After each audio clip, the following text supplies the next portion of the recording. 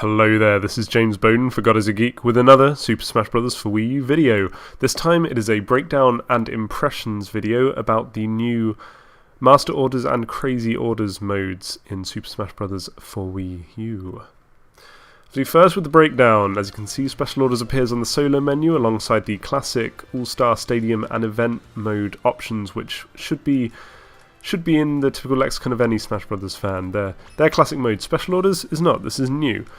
Click it, you have Master Orders or Crazy Orders. We're going to have a look at Master Orders first, as it's the most straightforward of the two. So you have to choose your character. And then once you've got your character, the idea is pretty simple. You are offered 3 tickets. Each ticket goes from easy all the way up to intense, the difficulty varies, and then it will just give you a breakdown of what is involved in the ticket. So you can see the top one is a stamina match, 140 HP, the second one is an items on 1 stock match against 1 opponent, bottom is a intense horde battle against 20 Ganondorfs. No, intense matches against hordes are really hard, and by doing the ticket you would win the prize on the right. Failing the ticket, you just outright fail, and it costs the gold on the left to actually attempt the ticket.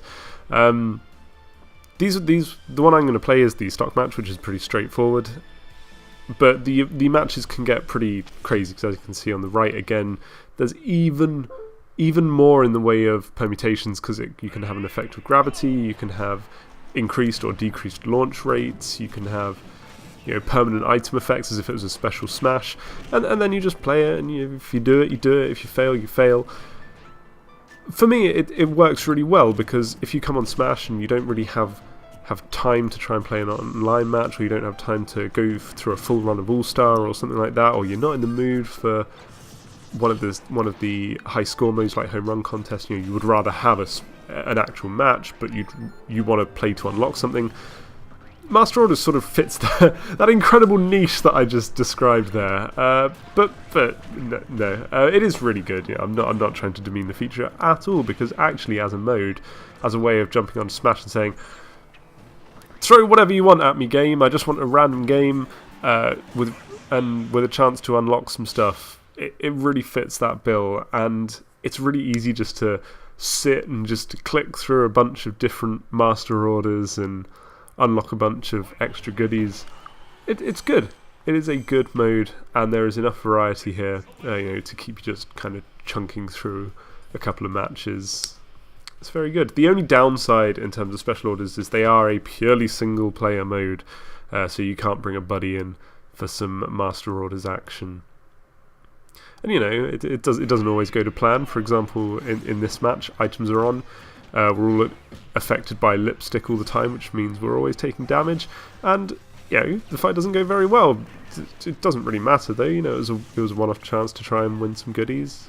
Doesn't bother me that I lose. It's fine. I'm not bitter, Rosalina. Using Pokeballs to win. It's fine.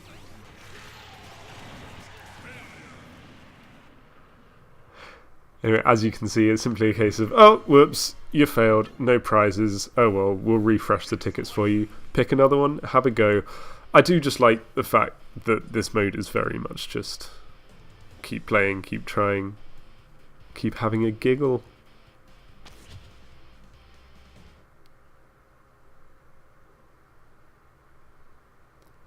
So this is just the final. We won't watch this entire fight.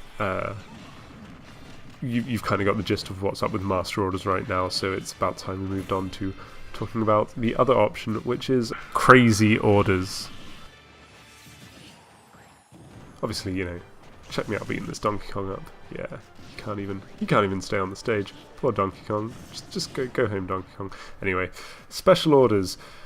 The difference between Master Orders and Special Orders. Special Orders is more like a traditional survival mode, which, when you actually think about it, Smash Bros. Has never really had a traditional survival mode. So it either costs 5,000 gold or a special ticket to have a go at Crazy Orders, which it gives attempts at Crazy Orders more sort of gravitas by the fact that you have to put in these big things. But again, like Master Orders, it's here are your 3 tickets, here are the criteria for the tickets.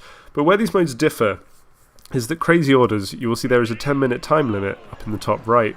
That decreases as you play matches, and you only have 10 minutes in Crazy Orders to do as many tickets as possible. What's more, your percent, so as you take damage in Crazy Orders, there is an element of persistence to that damage. So taking damage in this match, a chunk of it would carry over into the next match.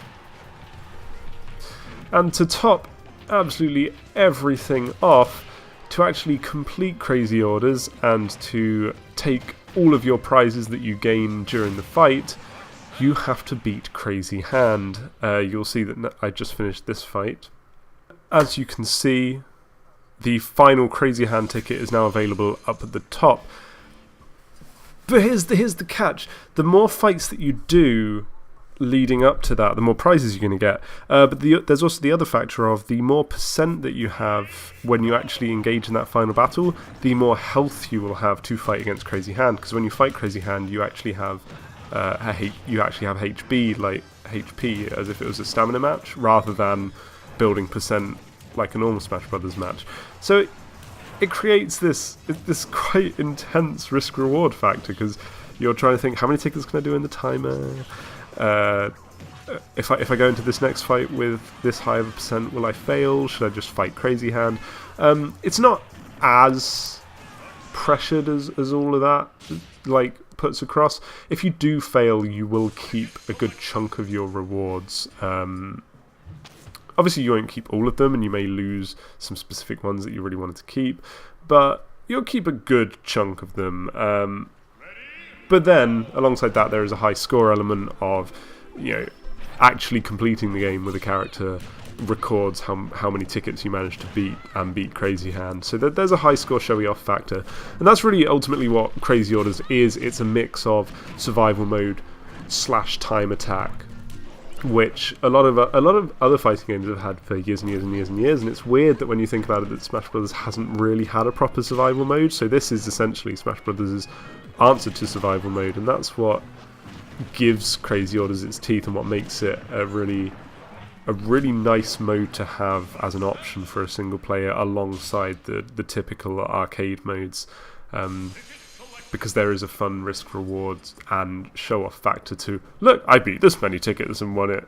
And I think that's really good. I think it's a really valuable mode to actually have, because I could see myself coming back to Crazy Orders time and again to try and get a better ticket score, or to beat a friend's ticket score with a particular character. I see modes like this as more valuable to a fighting game than, say, a Subspace Emissary from Brawl. As fun as Subspace Emissary was, it was a play once and then sort of move on sort of thing, whereas with both Master Orders and Crazy Orders, I can see myself playing these time and again, and I would rather have valuable modes like that in a fighting game than modes for the sake of modes.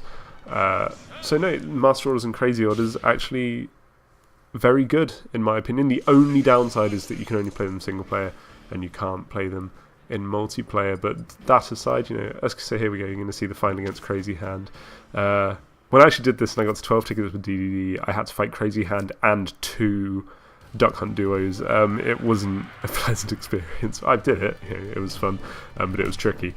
So actually, the further you get, the harder Crazy Hand is as well. So it's that whole idea of like really pushing yourself, if you can push yourself, is what permeates this mode and what makes me really like it. So no, these two modes get a big thumbs up from me. I really like them, and hopefully you like them too when you manage to get your hands on Super Smash Bros. for Wii U.